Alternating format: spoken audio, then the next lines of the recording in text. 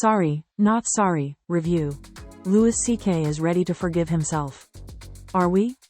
Published by Variety. A New York Times documentary traces how the comedian's actions were shielded by the comedy world, and it asks key questions about his return. The title of Sorry, Not Sorry, a documentary about the Louis C.K. scandal, makes the film sound like a hot-button exposé with the potential to be as controversial as the case itself. The off-screen infamy of Louis C.K., his coercive and abusive ritual of masturbating in front of women, many of whom were his comedian colleagues, was first revealed in the mainstream media nearly 7 years ago, amid the tidal wave of reckoning that became #MeToo.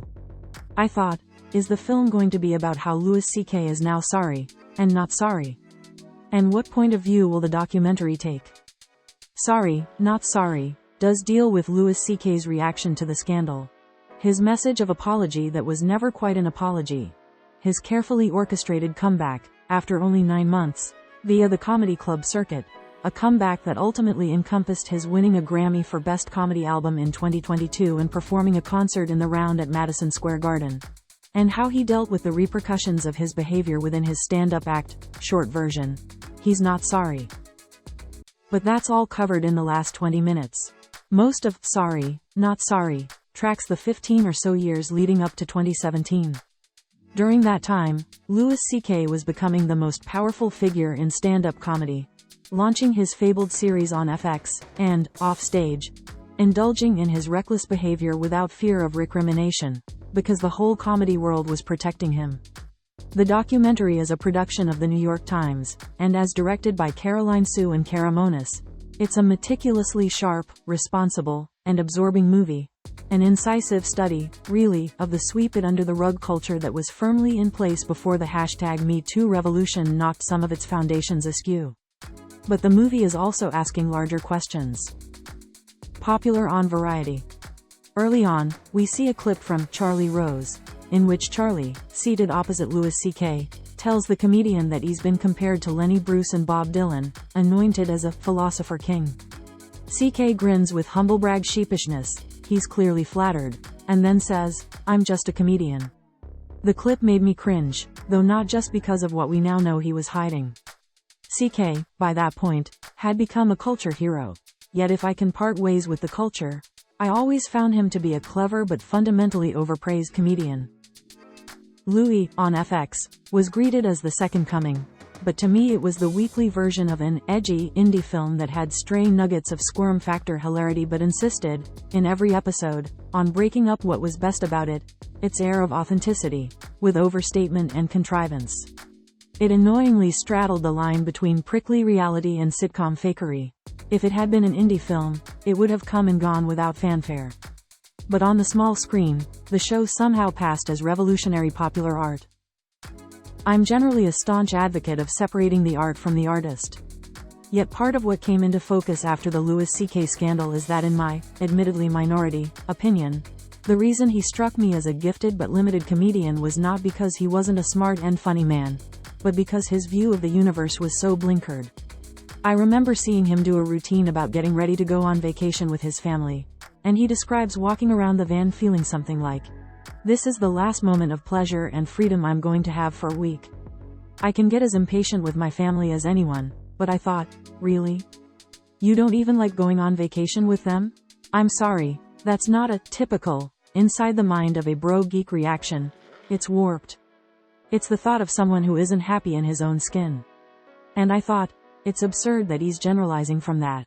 Louis C.K. always comes on like he's touching universal chords in the tradition of Richard Pryor and George Carlin, but really he's unpacking a distorted POV. No question, though. He had talent, he pushed the envelope, and he wrapped his observations in a confessional aura that often had more resonance than what he was actually confessing.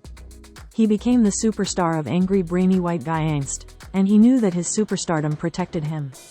After the Harvey Weinstein scandal broke, there was much discussion of who knew what and when they knew it, and while it was obvious that Weinstein had been shielded for years by those around him, and by the whole entertainment industry, I do believe that relatively few people knew the horrific extent of his crimes.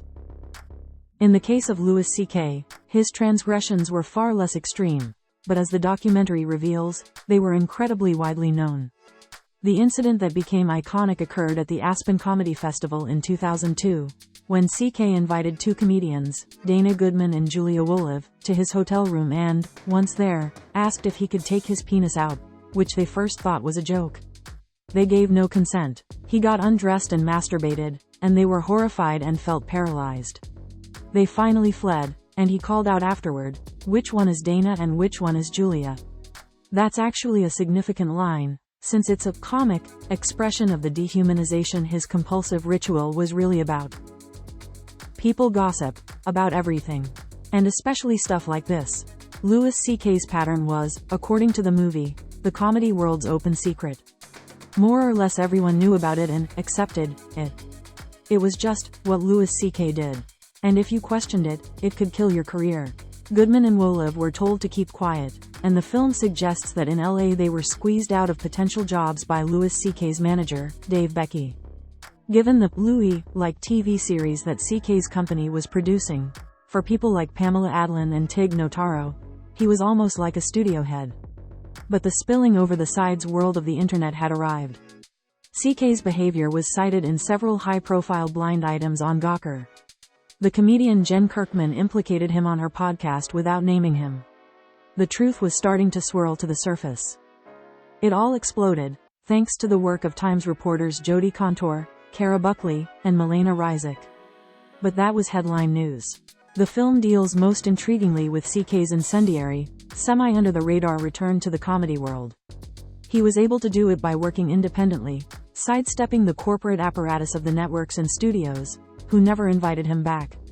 Sorry, Not Sorry meditates, intelligently, on the question of how the culture should deal with someone like Louis C.K. Michael Ian Black, the pensive comedian who started a controversial tweet thread about it, says, "I was like, I'm not defending Louis's actions. I'm having, in public, a conversation that I feel like men are having in private, and women, all over this country, and saying, how do we deal with this?